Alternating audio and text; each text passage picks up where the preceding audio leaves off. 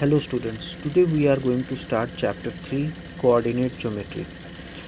Coordinate geometry deals with the position of a point. Coordinate geometry mathematics की वो branch है जो कि पॉइंट की लोकेशन या पोजीशन के बारे में बताती है। कंसीडर अ पेपर, मान लेते हैं कि एक पेपर है, जैसे कि ये पेपर है और P is a point on paper.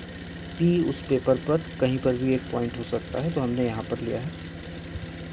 Suppose ये पेपर की लेंथ है, लेंथ बॉटम लाइन, क्योंकि यहाँ पर दो लेंथ हैं तो ऊपर भी लेंथ है, लेकिन हम यहाँ इसको कंसिडर कर रहे हैं। और ये लेफ़्ट एज यानी ब्रेड्थ, इसको हम कंसिडर करेंगे लेफ़्ट एज को।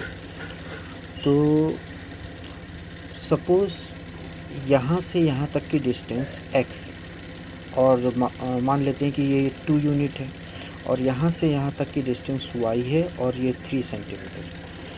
तो अब हमारे पास एक क्वेश्चन आता है कि how can you find the location of P। अगर हमें किसी पॉइंट P की लोकेशन फाइंड आउट करनी है तो कैसे कर सकते हैं। तो in answer to find the location of a point P we need to independent information. Point P की लोकेशन फाइंड करने के लिए हमें दो इंडिपेंडेंट इंफॉर्मेशंस की ज़रूरत होती है। से बॉटम लाइन, मान लेते हैं कि एक है बॉटम लाइन और एक है लेफ़्ट एज। तो किसी भी पॉइंट की लोकेशन फाइंड आउट करने के लिए हमें कम से कम दो इंडिपेंडेंट इंफॉर्मेशन चाहिए।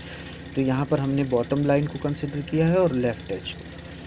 Suppose x is distance from left edge. अब मान लेते हैं कि x जो है ये लेफ़्ट एज यानी कि यहाँ से पॉइंट P की डिस्टेंस x है, and that is equal to 2, and y is distance from bottom line is equal to 3, और y डिस्टेंस बॉटम लाइन से पॉइंट P की डिस्टेंस y है जो कि 3 है।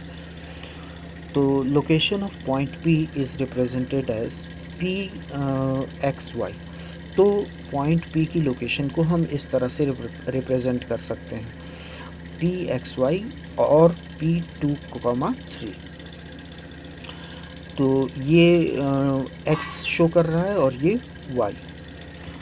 तो therefore position of any point in a plane can be represented with the help of two perpendicular lines. तो इस तरह से किसी भी पॉइंट की लोकेशन को फिक्स करने के लिए हमें कम से कम दो फिक्स्ड लाइंस चाहिए।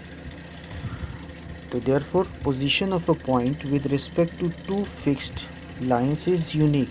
और किसी भी पॉइंट की position with respect to two fixed lines unique होती है। That is XY and YX are different.